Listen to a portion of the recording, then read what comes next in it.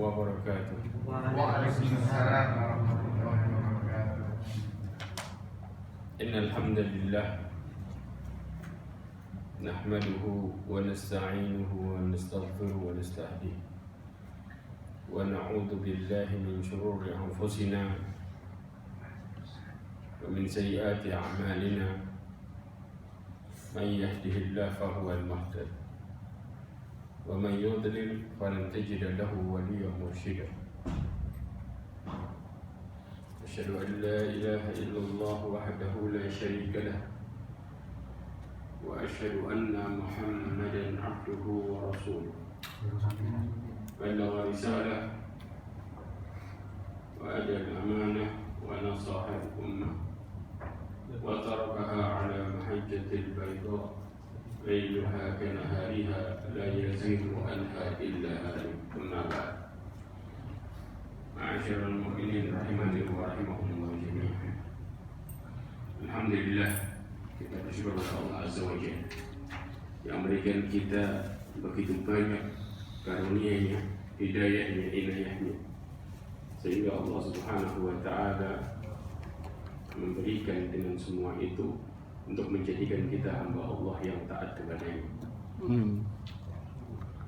Salawat serta salam kepada Nabi Muhammad sallallahu alaihi wasallam, khairul anbiya'i wal mursalin, sebagai nabi dan sebagai rasul. Ma'asyiral mu'minin rahimani wa rahimakumullah. Sebelum saya mulai pembahasan, ada sedikit pertanyaan. Terakhir kemarin bahas masalah lewat. Kemarin ada masalah shopping. Syirik. Syirik. Ya. Oh, masya Allah.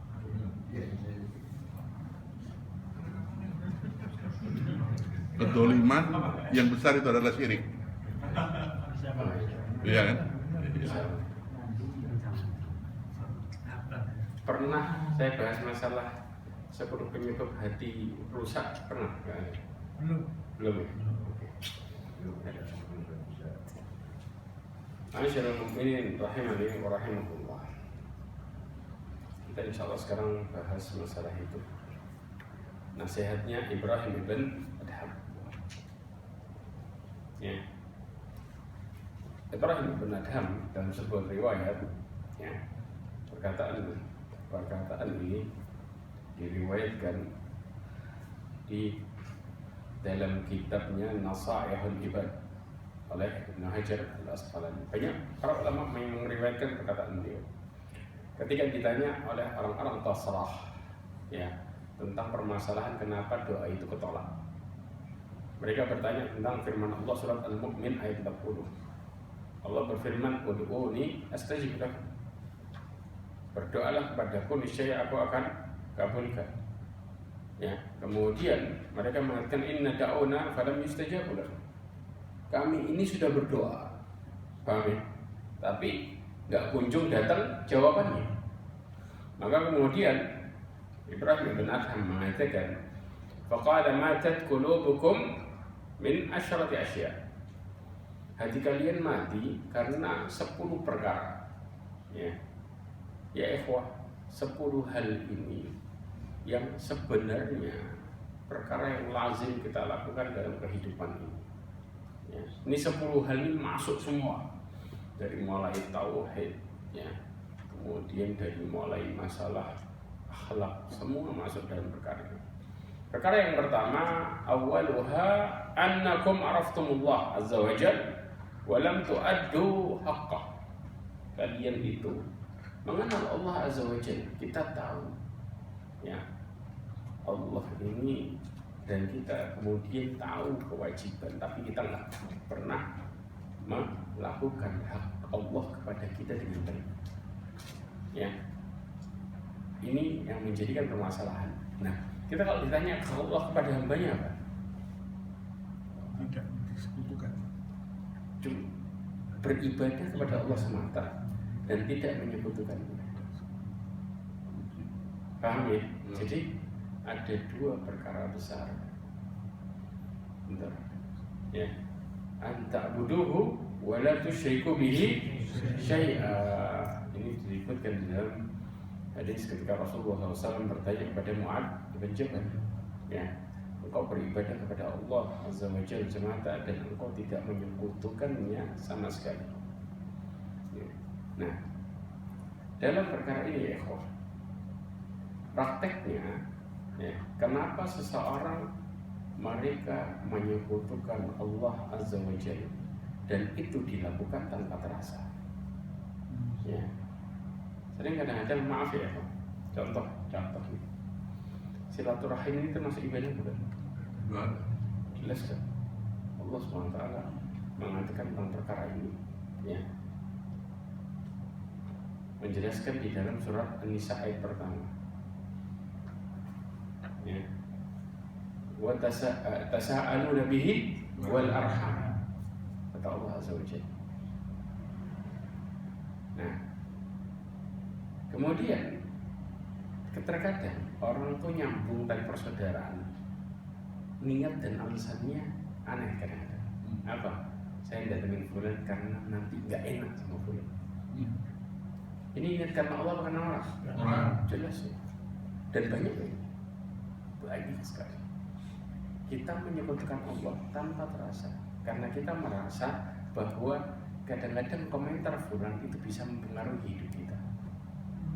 Ini kesyirikan yang gak terasa dan kemudian terjadi. Kenapa kok ke tempatnya fulan? Nanti kalau tidak disambangi tidak enak. Bukan karena Allah, tapi tidak enak. Subhanallah. Terjadi enggak? Bolak-balik. Banyak.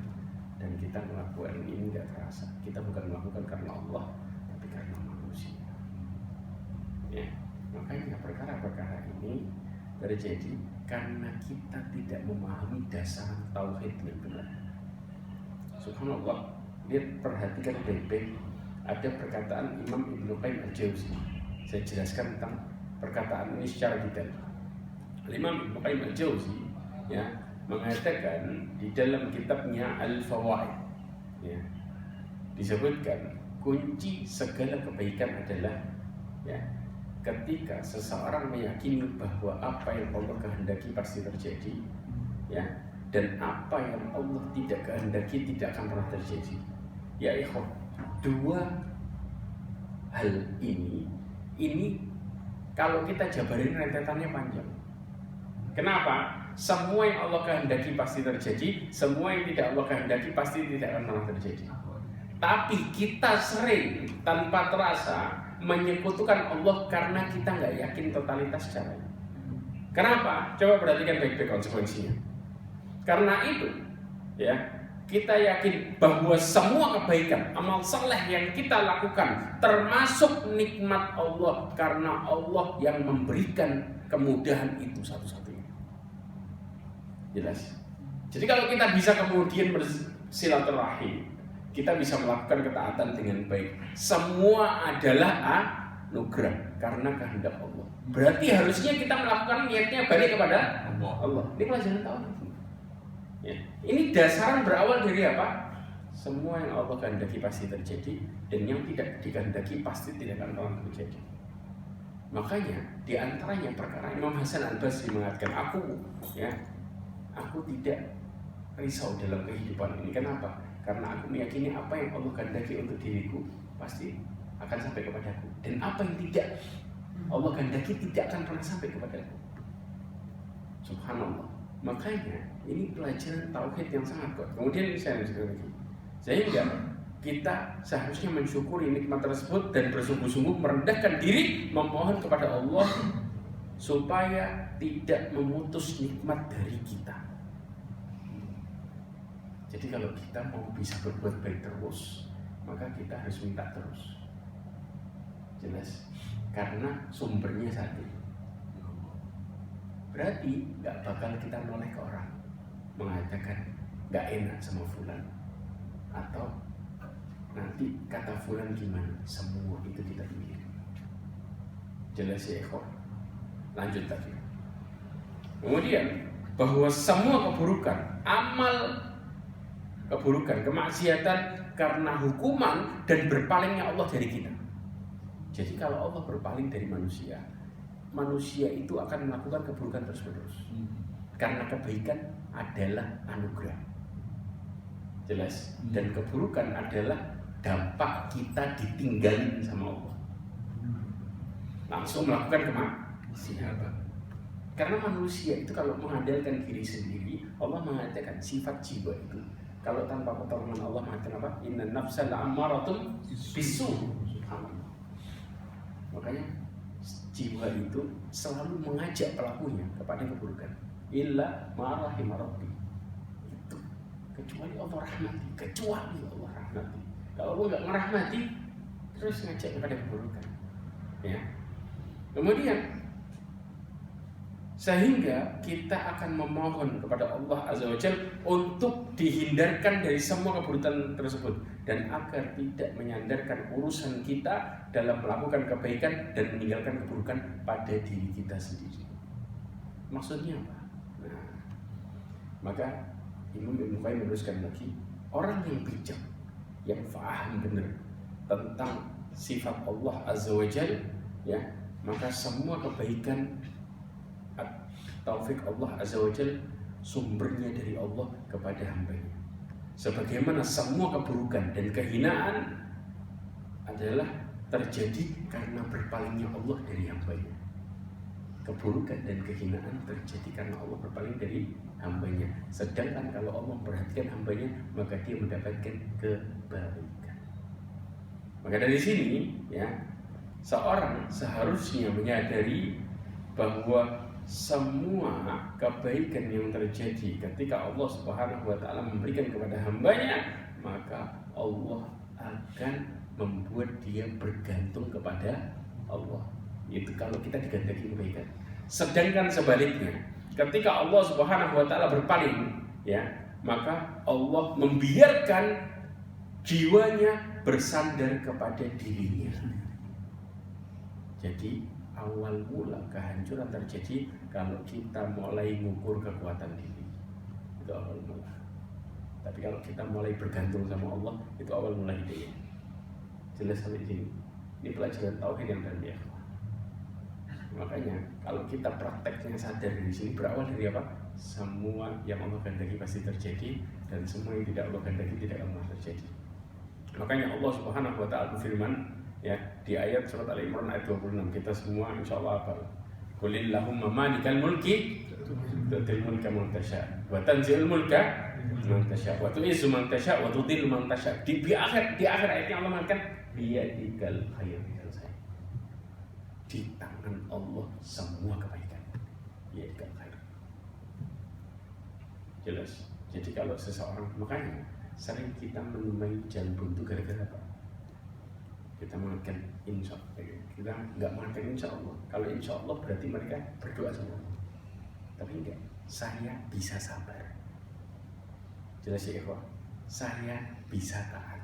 Tapi kita ngelupain Allah dan mulai usaha sendirian. Akhirnya apa? Sakit hati. Ya enggak, ini namanya ngempet, bukan sabar ya ikhwah. Ya, kemudian akhirnya mulai mau sholat begitu Allah Akbar, hatinya langsung berkhianat sama dia, pergi. Di akhir sholat baru sadar kalau dia sedang sholat, mau salam baru sadar. Subhanallah.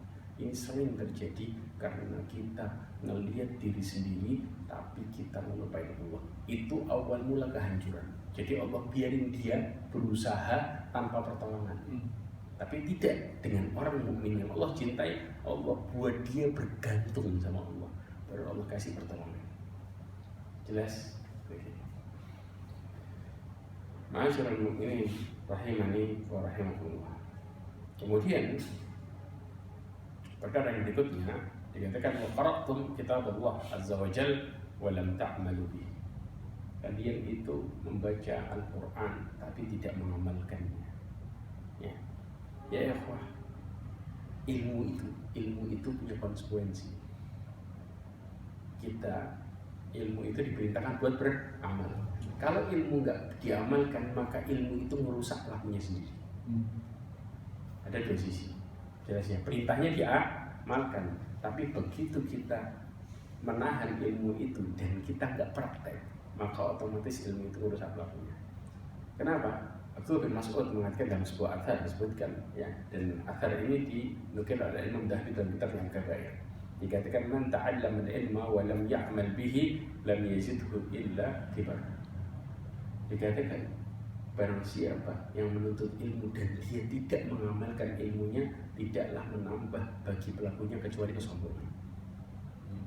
Subhanallah, kalau sudah sombong, hidayah tertutup bagi dirinya. Makanya Rasulullah SAW mengatakan dalam hadisnya, kata Rasulullah SAW, la yadkhul jannata man kana fi qalbi mithqala habatin min khardal minal kibr. Tidak akan pernah masuk surga seseorang yang di dalam hatinya sekecil dari kesombongan. Makanya Rasulullah juga mengatakan sifat orang sombong, al-kibru batarul haq wa humdun nas. Orang yang sombong ini kadang-kadang bukan orang yang tidak paham. Justru kadang-kadang dia paham, tapi begitu dinasihati dia cari pembenaran. Makanya muncul apa? Dari dhaif pun dipakai buat bela dirinya. Akhirnya apa? Nggak bisa praktek dia, tapi tertutupi dengan perilaku-perilaku yang menjauhkan dia dari hidayah tersebut. Kemudian juga Rasulullah SAW menjelaskan dalam hadisnya dari Abdullah bin Umar radhiyallahu anhu. Hadis ini meriwayatkan Imam Tirmidzi, disebutkan man ta'allama al-ilma li ghairillah aw arada bihi ghairallah falyatabawwa maq'adahu minan nar. Kata Rasulullah SAW, ya, barang siapa yang menuntut ilmu niatnya bukan karena Allah, atau dia kepingin selain Allah, niat bukan karena Allah atau pengen selain Allah, dari awal sudah seperti itu, ya, pengen kemudian dilihat, karena subhanallah memang seseorang itu bisa mulia dengan ilmu, tapi tidak buat untuk pasang dapat kemuliaan atau cari kemuliaan, ya. Maksudnya apa cari kemuliaan? Kadang-kadang dia nyari supaya dipandang mulia. Ini yang buruk, bukan karena Allah. Paham ya? Buat supaya dapat bahwa dia punya wibawa dengan ilmunya. Ini yang mengerikan. Ya, maka kata Rasulullah, hendaklah mengambil tempatnya di neraka. Langsung dicek. Ya. Jadi gak ada kemudian dia diancam dengan langsung akhirnya dengan hendaklah mengambil tempatnya di neraka. Berarti kalau sudah terlaknat dalam posisi seperti ini, Allah murka kepada dirinya, ada keberuntungan dalam hidupnya di dunia? Jawabannya enggak, karena sudah langsung dikatakan dengan kata ini. Bahkan Rasulullah SAW menggambarkan orang yang punya ilmu nyampein tapi nggak ngamalin dengan gambaran yang sangat buruk, luar biasa. Kata Rasulullah SAW dalam hadisnya yang diriwayatkan oleh Bukhari dan Muslim, dalam Sahih disebutkan yuja'u birrajulin yaumal qiyamah fayulqa finnar. Allah akan mendatangkan seseorang di hari kiamat dalam posisi dilempar ke neraka. Ya, dilemparnya sudah kehinaan. Nggak cukup dalam posisi itu. Fatan daliku aktabahu finnar. Maka kemudian ususnya itu keluar. Dalam posisi ususnya keluar, nyeret dia ususnya. Bayang, ya. Dan dia di posisi neraka. Kemudian fayadur kama yadur himar birrahah. Maka dia pun keliling, ya, muter-muter di neraka itu kayak keledai diikat di kayu, kemudian di penggilingannya padi, penggilingannya gandum gitu. Ya persis kayak gitu, terus muter sehingga apa? Sampai orang ahli neraka itu kebayang di neraka tuh ada, naudzubillah dari luar biasa. Tapi mereka masih kemudian bisa terheran-heran sama orang ini. Mereka pun fayajtami'u ahlun nar alaih, dan kemudian penduduk neraka kumpul sama dia. Ini padahal diadab semuanya, tapi masih heran sama orang ini. Kemudian dia mengatakan fayaqul ya fulan ma sya'nuka alasta ta'muruna bil ma'ruf wa tanhauna 'anil munkar. Mereka bertanya, wahai fulan, apa yang buatmu kayak gini? Masyaallah, bukankah engkau yang ngajarin kami untuk mengajarkan yang baik dan menjauhi yang buruk? Paham ya? Kemudian dia mengatakan, kata dia, qala kuntu amarukum bil ma'ruf wa lam atih. Aku dulu ngajarin kalian kebaikan tapi aku tidak melakukannya. Wa anhaakum 'anil munkar wa atih. Aku melarang kalian untuk tidak melakukan melarang kalian untuk tidak melakukan kemaksiatan, tapi aku melakukan. Jadi dia melakukan sebaliknya sifatnya. Ya, maka kemudian Allah hinakan sehina-hinanya. Bayangin, diadab, nyeret ususnya muter-muter kayak keledai. Ya. Kemudian yang ketiga adalah wadah itu ada wadah iblis, wawalaitumu. Kalian itu mengaku, ya, bermusuhan sama iblis. Kita ini kalau ditanya kadang-kadang Setan siapa? Oh, setan itu musuh. Kadang-kadang kalau kita melakukan kemaksiatan ini gara-gara setan. Ya, setannya disalahin terus dan kita nggak introspeksi diri. Ingat ya ikhwah, setan itu ya dia cuman membisiki, yang mengiyakan atau enggak siapa? Keputusan di balik diri kita sendiri. Ya, tapi kadang-kadang kita lebih gampang untuk ngejudge setan. Apa-apa gara-gara setan, gara-gara setan. Perhatikan baik-baik. Ada perkara yang kadang-kadang kita nggak sadar. Allah Subhanahu wa ta'ala sampai mengatakan di dalam surat Fatir ayat 6. Kata Allah, "Inna syaitana lakum aduwwun fattakhiduhu aduwwan." Sesungguhnya syaitan itu musuh kalian, maka jadikan dia musuh. Kenapa Allah katakan ini? Karena orang itu meyakini musuh tapi jadiin sahib. Maksudnya apa? Diikuti tanpa terasa. Ya, syaitan yang kadang-kadang kita nggak terasa itu jadi setan, bentuknya siapa? Manusia. Bentuknya manusia. Kita tahu dia buruk dan ngajaknya selalu kepada keburukan. Kalau diajak ibadah setengah mati, tapi tetap disahibi. Kenapa? Alasan klasiknya apa? Ya, jangan sampai kita putus tali persaudaraan. Saudara bukan apa bukan. Sahib biasa kita mengatakan putus tali persaudaraan. Tali persaudaraan ini yang ada hubungannya sama rahim. Ya, atau kemudian dalam posisi memiliki hubungan pernikahan. Tidak masuk dalam perkara itu. Sedangkan orang yang buruk, Allah Subhanahu wa ta'ala mengatakan secara jelas dalam surat Al-Kahfi. Kita semua hafal. Ya, wala tuti' man aghfalna qalbahu wa taba'a hawahu wa kana amruhu furuta. Kenapa? Kenapa Allah larang ini? Ya ikhwah, enggak selamanya iman kita di posisi di atas. Berapa banyak di antara kita iman ngedon, kena masalah, enggak bisa mikir, muncul nasihat, diambil kayak orang di tengah laut, ya. Kemudian nggak ada apa-apa kecuali satu kayu, dipegang nggak lagi. Ya.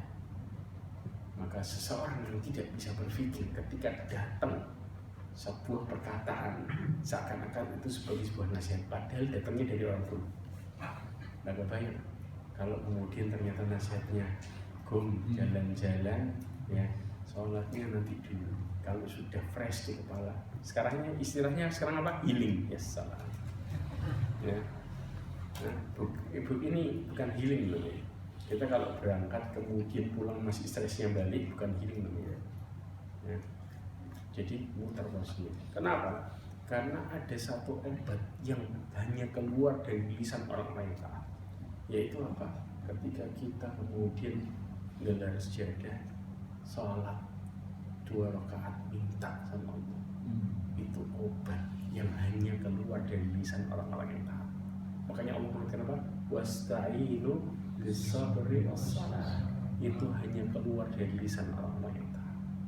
Balas, semuanya gratis dan kita langsung dapat solusi. Subhanallah, pada waktu kita berdoa, semua kita keluarkan minta sama Allah, kita keluarkan masalah kita. Setelah selesai kita langsung dapat tenang. Dan ketenangan itu tidak sebanding dengan kita jalan-jalan. Kenapa? Ketenangan itu terus kita dapatkan dan kita membuat kita semakin dekat kepada Allah Azza wa Jalla. Kalau jalan-jalan belum tentu kita bisa istiqomah dekat saat jalan-jalan. Betul. Inilah kondisinya.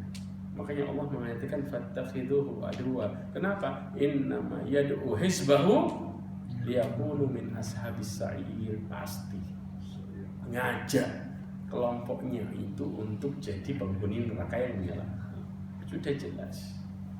Ya, nggak mungkin ngajak sohibnya ke surga, nggak ada cerita. Makanya Allah mengatakan wa kana amruhu furuta. Karena semua keputusannya maksiat, melampaui batas, maksiat jelas. Tidak ada, karena hatinya udah jauh, hatinya sudah dipenuhi nafsu. Tidak ada nafsu yang mengajak kepada kebaikan.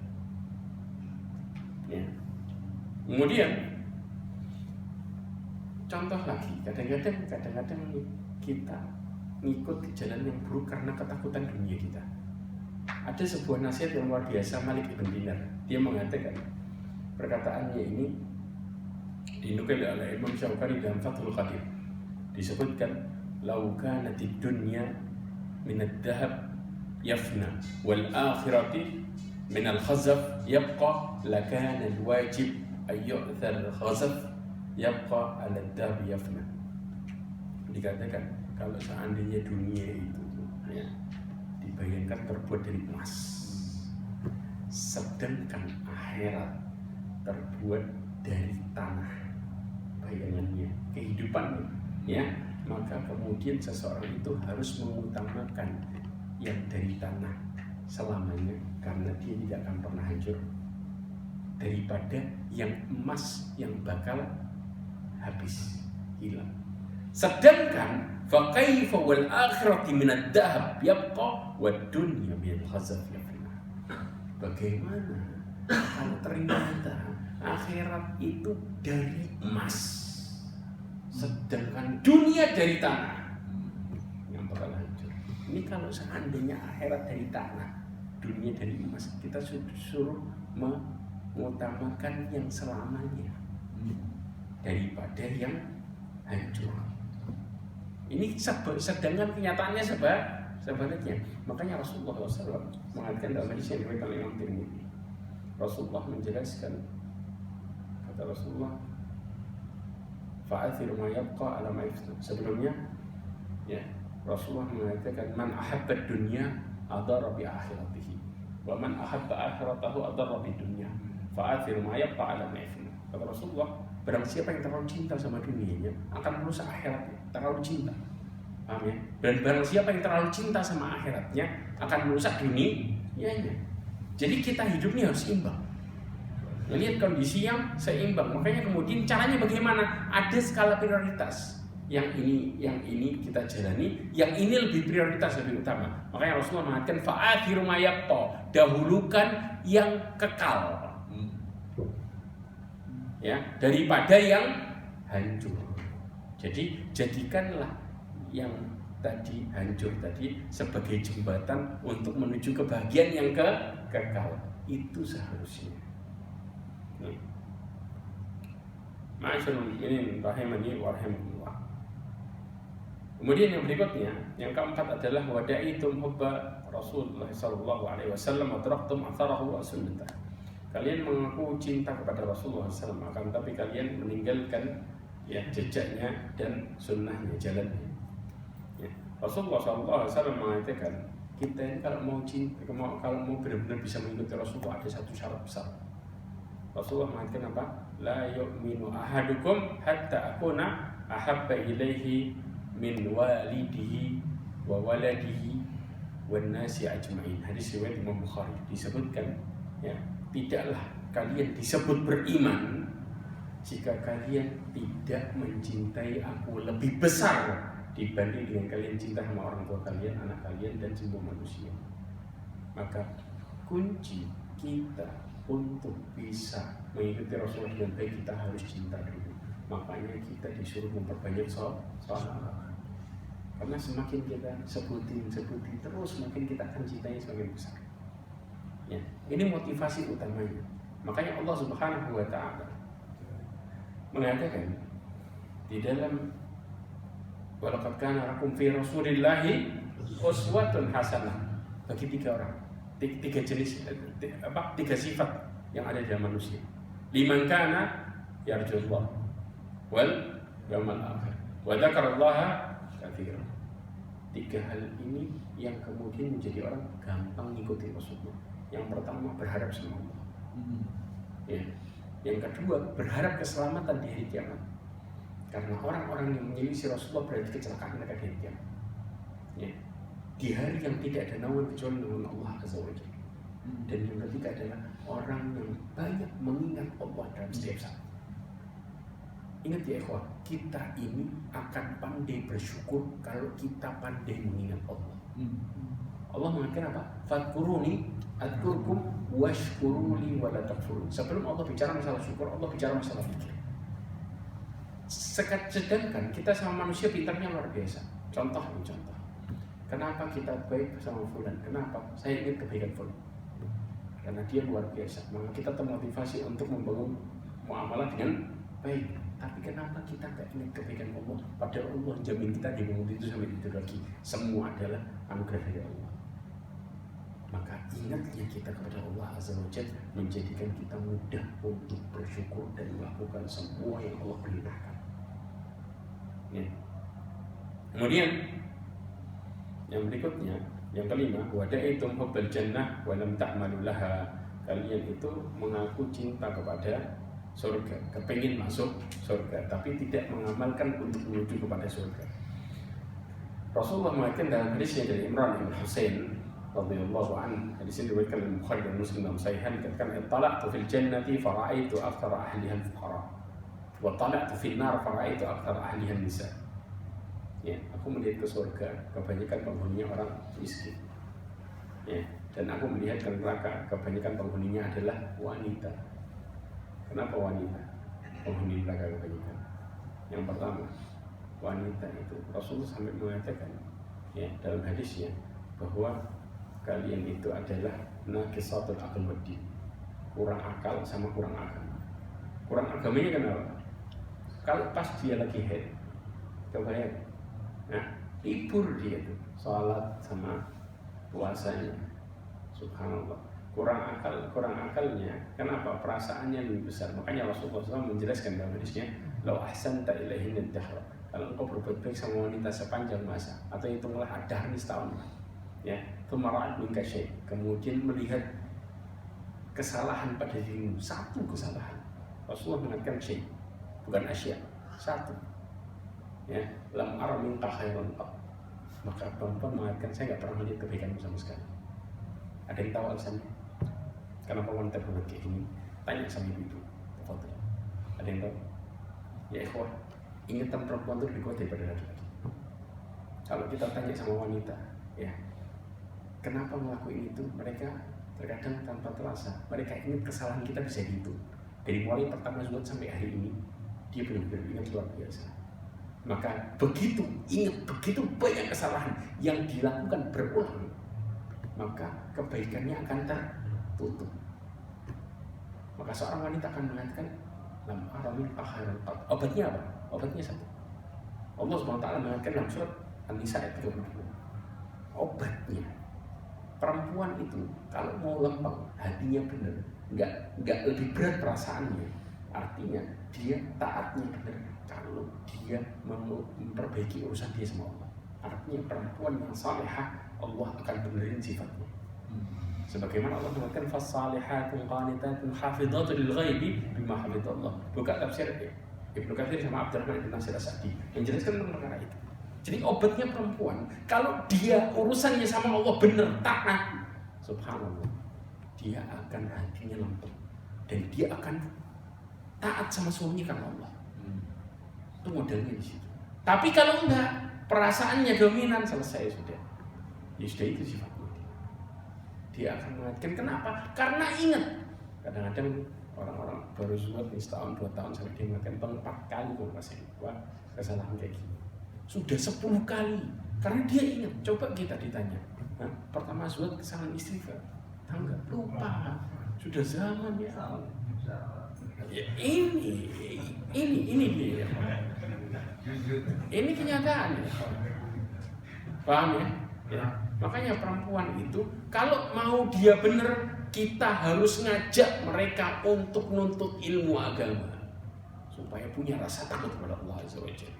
Kalau kita hanya sekedar memberikan nafkah tanpa kemudian kita menasehati dirinya untuk kembali kepada Allah, maka tetap dia akan posisi pada sifatnya.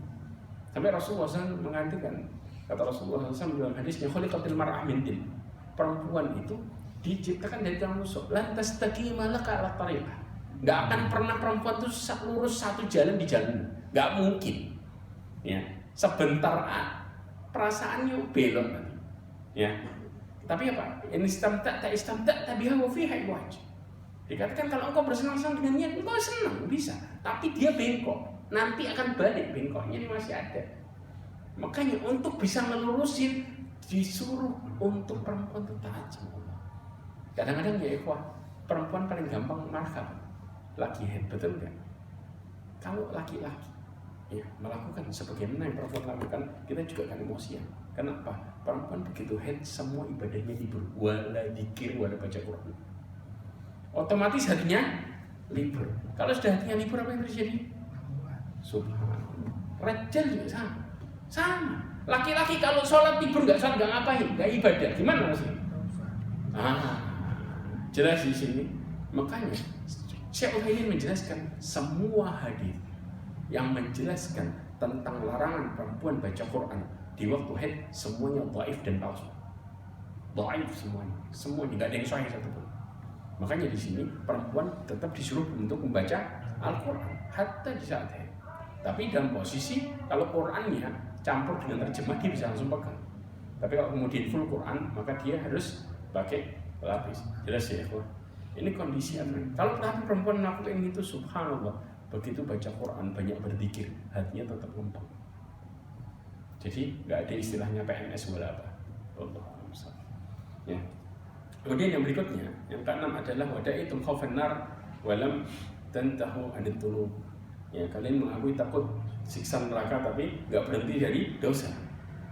Masyaallah mu'minin rahimani wa rahimakumullah. Rasulullah pernah menggambarkan bagaimana ngerinya neraka dan secara simpel, subhanallah, Allah SWT menjelaskan dalam hadisnya dan hadis itu disebutkan ya lewat lisan Rasulullah SAW dari Anas bin Malik radhiyallahu anhu ya. Hadis ini diriwayatkan Imam Muslim, dikatakan yu'ta bi an'ami ahli dunya min ahli nar fa yusbihu fi nari sabqatan. Ini saya pernah dengar hadis ini. Didatangkan penduduk neraka yang paling nikmat hidupnya. Kebayang gak? Ketika dikatakan paling nikmat hidupnya, berarti ini orang fulus apa enggak? Full jelas, paling nikmat di dunia. Dunia untuk bisa nikmat pakai apa? Jelas kan di sini. Tapi dia ahli neraka. Jadi hidupnya dari pertama turunan fulus, kemudian sampai hidup sampai akhir. Subhanallah. Allah kasih mau dijual. Didatangkan nanti ya, kemudian fayusbihu finnari sabra. Kemudian orang ini dicelupin ke neraka sekali celup ditarik. Paham istilah celup? Ya, sebentar. Ya. Kemudian ditanya, ya ibna Adam, wahai anak Adam, ya, hal ra'aita khairan qad, hal marra bika na'iman qad. Ditanya, wahai anak Adam, pernah enggak engkau melihat dalam hidupmu sebuah kebaikan? Sebuah kebaikan. Allah tanya satu aja.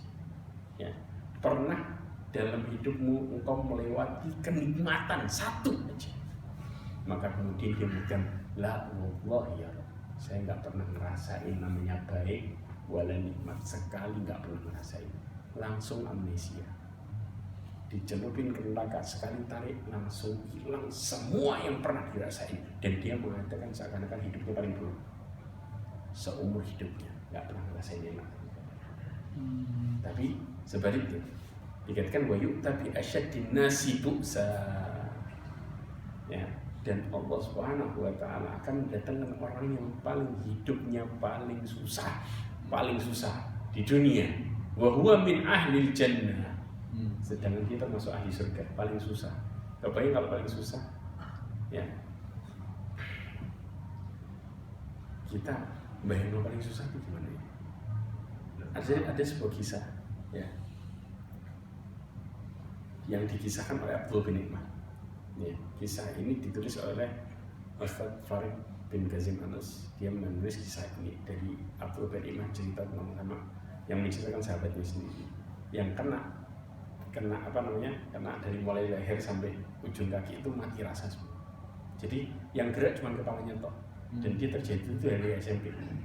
Kena itu dari SMP. Ya. Kemudian dia mengatakan ketemu sama sahibnya sudah dalam posisi kena itu sudah berumur.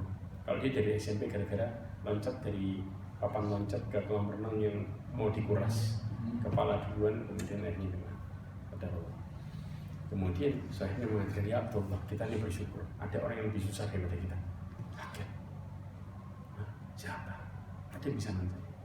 Kata sahibnya, misalkan saya ini, subhanallah, dari lahir dari ujung kepala sampai ujung kaki semuanya mati semua sarafnya, tapi dia hidup. Coba ya, wala ngomong, wala apa, tidak bisa menjerit, tidak bisa, semua saraf mati. Ya, tapi hidup. Caranya gimana? Ngasih makan pakai gadget. Pagi waktu pagi keluar, nanti siang waktu siang keluar, masuk ngasih makan lagi. Kalau ada kotoran bersihin. Jadi dia nggak bisa ngerasain juga, tapi hidup terbang. Kemudian akhirnya dia mengatakan beberapa hari yang lalu, ya, itu waktu pagi masuk, ya, dikasih makan, keluar, siangnya masuk ngelihat kasurnya udah darah semua isinya. Ternyata apa? Dikisahkan kalau tangan kanannya itu dikerikiti tikus tapi dia nggak bisa ngapa-ngapain. Ya, dan dia hidup ikhwan.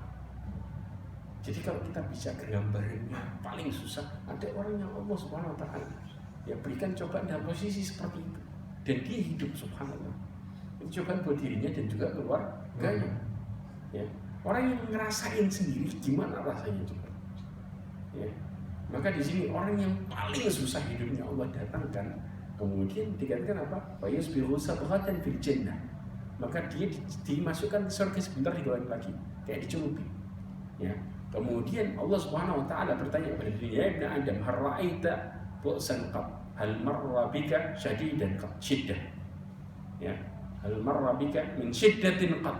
Wahai anak Adam, apakah pernah engkau melihat dalam hidupmu kesusahan sedikit aja? Apakah engkau pernah melihat dalam hidupmu keburukan sedikit aja, satu aja? Maka kemudian dia mengatakan, la wallahi ya Rabb, ma ra'aitu bu'san wala ma marra bi min syiddatin qad. Demi Allah ya Allah, saya enggak pernah ngerasain susah dan enggak pernah melihat keburukan sama sekali dalam hidup. Sekali dimasukin ke surga, dikeluarkan lagi, semua terbayar luar biasa dan lupa sama susah seumur hidup. Ini kisah orang yang hidup seperti ini, dia dari mulai lahir dalam posisi seperti itu. Ya, tapi subhanallah, ketika dia menjadi ahli surga, Allah berikan sebentar masuk surga, langsung semua lupa. Ini gambaran bagaimana seharusnya kita mensikapi permasalahan surga dan neraka. Sesusah apapun kita hidup ini, ketika Allah bayar semua itu, maka bayar yang Allah kasih ke kita lebih besar dibanding dengan amal saleh kita sendiri.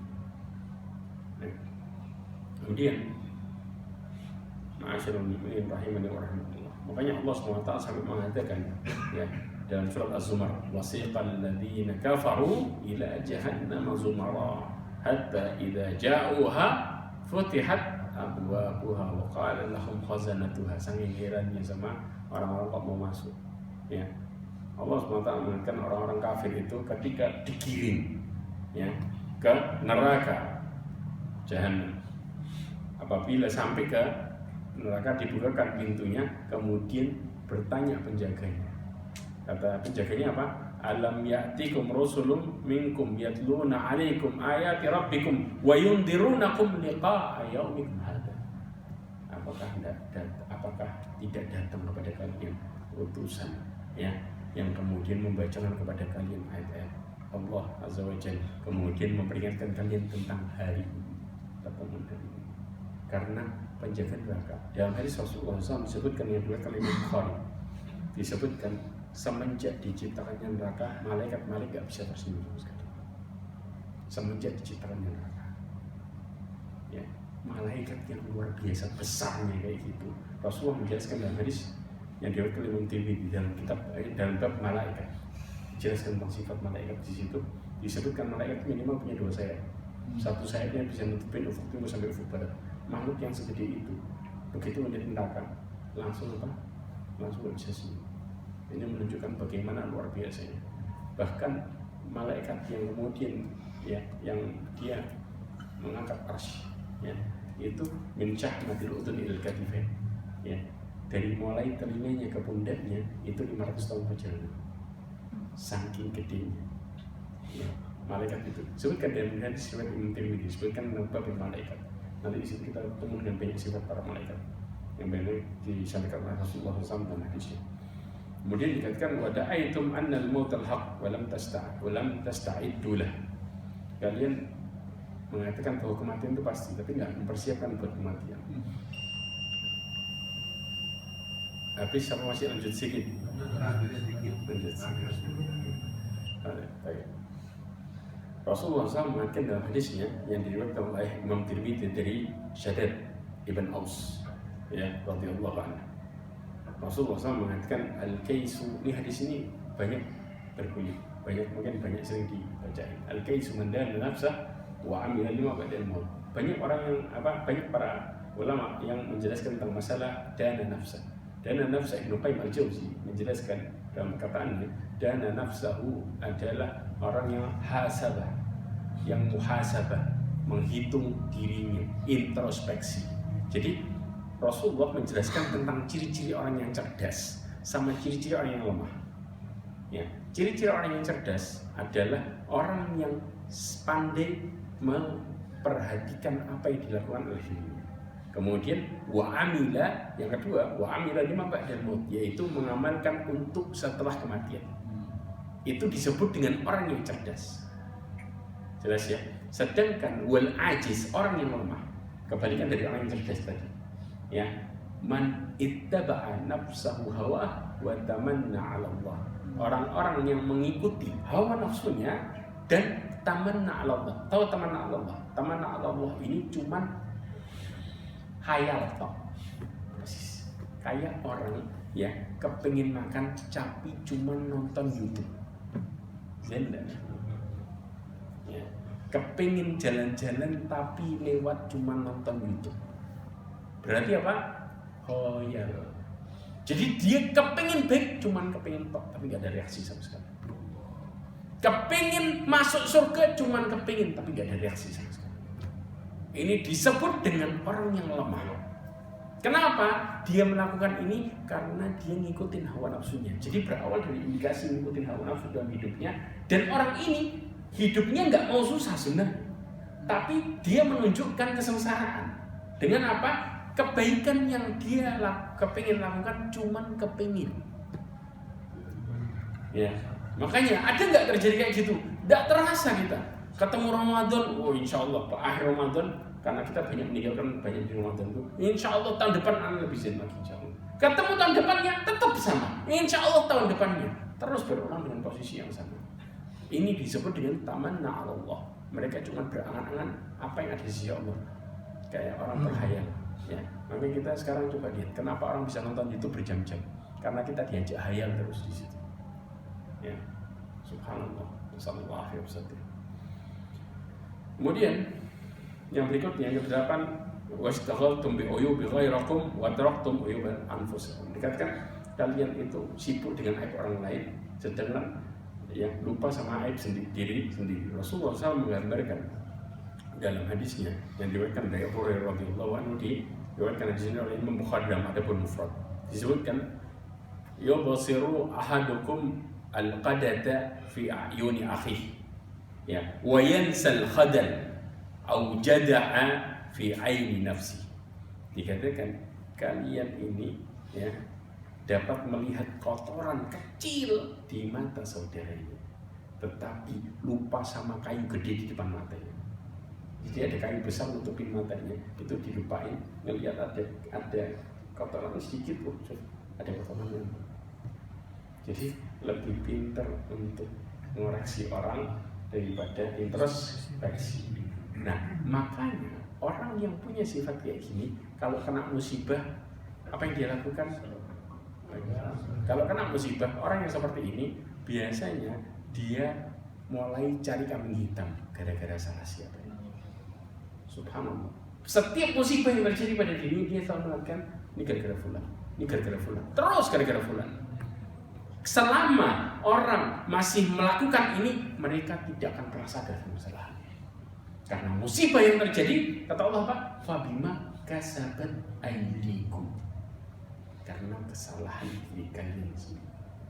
Dan orang yang jadi cobaan kita, itu tidak bisa kita pilih siapa yang jadi cobaan kita. Kita hanya bisa menghadapinya karena Allah yang menghendakinya. Maka seseorang harusnya melihat penyebabnya, yaitu kemaksiatan. Makanya Ibnu Qayyim al-Jauzi ya menjelaskan dalam perkara masalah ini, seseorang mendapatkan musibah karena kemaksiatan, maka hendaklah dia bertaubat. Jadi solusinya apa? Langsung taubat. Itu kalau orang fokus sama solusi.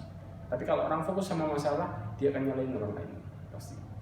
Wallahu ta'ala alam. Yang terakhir ya ikhwah, wa ta'kuluna rizqallah wa la tashkurunahu, kemudian wa tudfinuna mautakum wa la ta'tabiruna.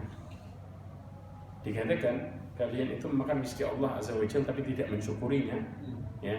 Kita pernah membahas masalah bersyukur itu bagaimana, ya. Ini insya Allah kita lewatin.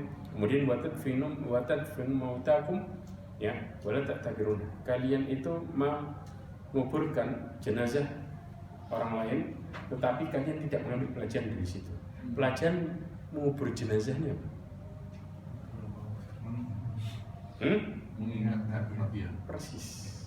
Rasulullah SAW sampai mengatakan dalam hadisnya yang diriwayatkan Imam Muslim, Nasai dan Imam Ahmad. Dikatakan inni kuntu nahitukum an ziyaratil kubur fazuruha fa innahu tudzakirukum bil maut. Itu pelajaran paling besar. Ya, sesungguhnya aku dulu melarang kalian untuk berziarah kubur, maka sekarang berziarahlah karena sesungguhnya itu mengingatkan kalian berkematian. Di antaranya ketika kita doa ziarah kubur, wa inna insyaallah bikum lahiqun. Insyaallah kami akan nyusul. Pelajarannya adalah kalau kita paham akan nyusul, berarti kita harusnya mempersiapkan nyusulnya. Ya, tapi kadang-kadang subhanallah orang habis dari ziarah kubur kurang, ya, kemudian apa? Nggak terasa. Habis baru keluar dari pintu kuburan sudah ngerasain orang macam-macam. Padahal kita waktu dikubur, saudara kita dikubur, begitu ditutup malaikat langsung tanya. Makanya Rasulullah SAW menasihati para sahabatnya di kuburan motivasinya cuma 2 tok. Untuk si mayit 2 tok motivasinya. Kata Rasulullah apa? Istaghfiru li ahikum wad'allahu tathbit. Oh sahabat, dikatakan mintalah ampun untuk saudara kalian dan minta ketetapan hati untuknya. 2 tok itu nasihat Rasulullah SAW. Kalau kita mau kemudian berharap kebaikan untuk si mayit, ampunan sama ketetapan hati. Fa innahu an yus'al. Sudah. Subhanallah ya ikhwah. Dia sekarang luar biasa dalam posisi antara bahagia dan sengsara, langsung diperkontan di situ. Ya, makanya inilah pelajaran besar untuk kita semua. Ya, persiapkan bahwa kita akan ngantri untuk mati. Mudah-mudahan Allah SWT memberikan kita husnul khatimah di akhir hidup kita, dan mudah-mudahan Allah SWT memberikan kita petunjuk terus-menerus, dan mudah-mudahan Allah SWT memberikan kita tempat yang terbaik di sisi Allah Azza wa Jalla. Ini yang bisa saya sampaikan, kalau ingin maaf, subhanallah wa bihamdika, asyhadu an la ilaha illa anta, astaghfiruka wa atubu ilaik. Wassalamualaikum warahmatullahi wabarakatuh. Waalaikumsalam warahmatullahi wabarakatuh. Rajab, Syarif, Khalid, Wazir, Faci, Mr. Craig,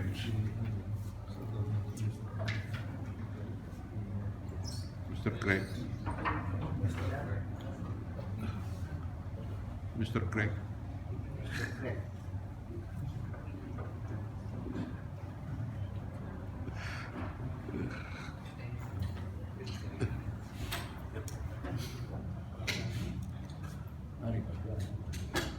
Allahu Akbar, Allah.